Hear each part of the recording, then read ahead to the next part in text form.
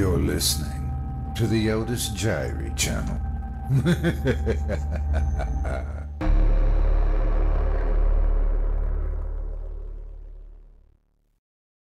Chapter 8.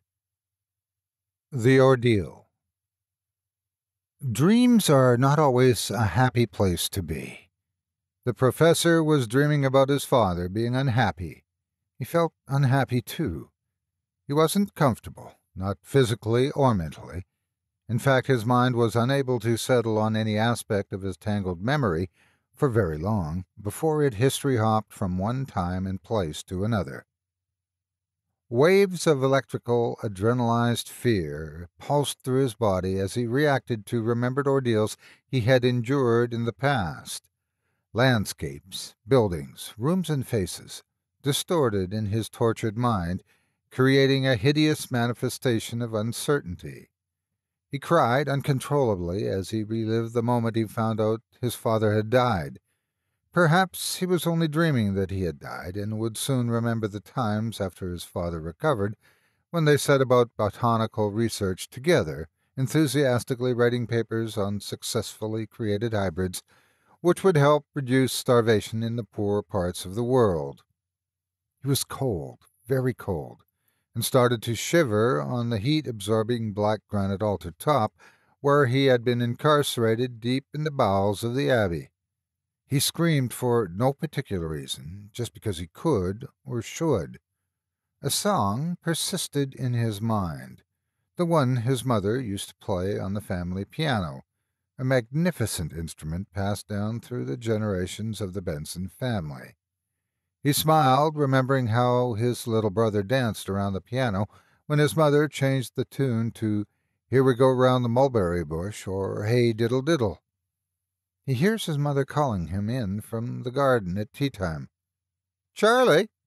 She never called him Charles, but his father always did.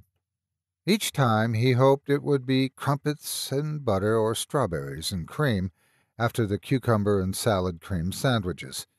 He didn't like the fish paste sandwiches much at all.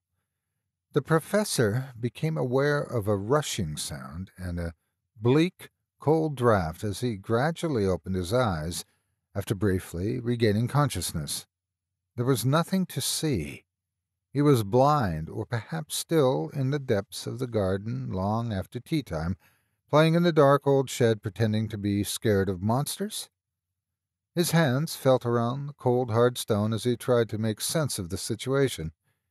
Did he dream he had dinner with the abbot? Had he fallen asleep somewhere in the study with a very full stomach? Panic tried to overwhelm him as he resisted and called upon his scientific reasoning and pragmatic constitution.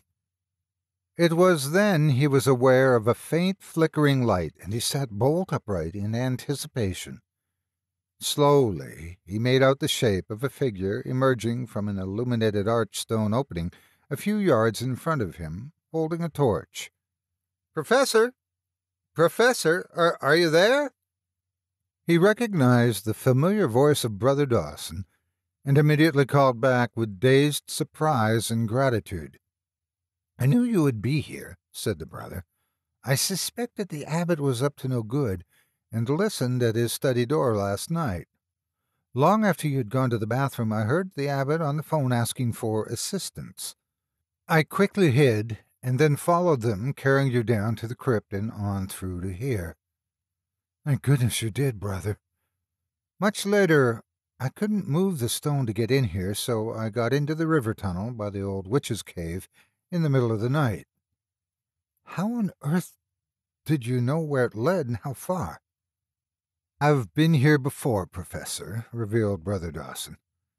"I was afraid the torch would give up on me, but I knew I could feel my way along the tunnel and had paced out how far it would be on the land above. I had to help you, not just as a friend, but as the only person who can put an end to all this evil." "You're a friend of Duncan, who lives in the mountain. He told me you would be my contact over the months before the raid on the Halloween chamber we've planned for next October." Despite still reeling from his ordeal, the professor briefly explained the plan Duncan and he had concocted in the mountain retreat and asked Brother Dawson if he would help them. Of course, I will come along with you, both to eradicate the evil Bennets.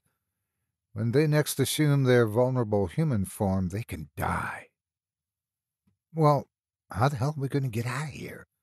I don't feel able to cope with that wet, rocky tunnel. If you're up to it, we should both be able to move the stone sealing this place off from the crypt, but we must hide you somewhere. The abbot will think you've perished in the cold because you couldn't have moved the stone slab by yourself, even if you could have seen it, and your escape by the tunnel was unlikely. I wonder why they hadn't made sure you were dead. Perhaps they wanted it to be the work of the devil and not to be blamed themselves.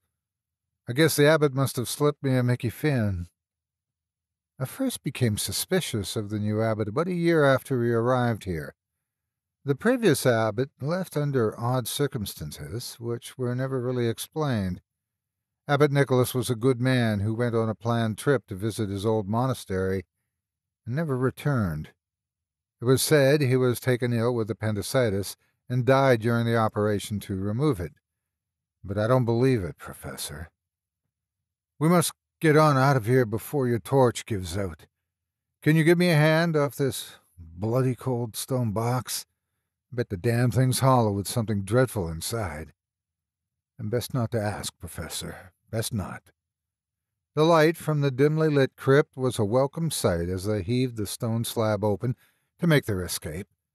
After replacing it, they exited the crypt, and the professor followed Brother Dawson up into the vast attic rooms under the abbey roof. Is this going to be my hiding place? I'm afraid it's not ideal, but I'm sure you'll be safe up here. That is, as long as you're not scared of bats and spiders, he chuckled.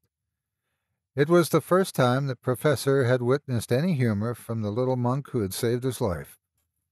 Up here was where the monks of old slept. It's now used for storage. See those old dusty trunks and racks of robes? They must date back centuries, remarked the professor. They do. It's sort of a museum up here now. All sorts of stuff. I brought some clean bedding up here earlier, and a jug of water, a bowl, and this old bottle to pee in. Well, that's very thoughtful of you. We can't have you wandering about looking for a lavatory. You might be seen, which could get back to Gregory. You've dropped the abbot prefix. Damn right. I'm off to bed now, myself. I'm very weary. I'll come up to see you sometime tomorrow, although it's already tomorrow. We'll decide then what we'll do with you, and I'll contact Duncan for ideas. I guess it may be your best bet to stay in the mountains with him again until the raid on Halloween. I'm hoping Gregory doesn't go back to check your body.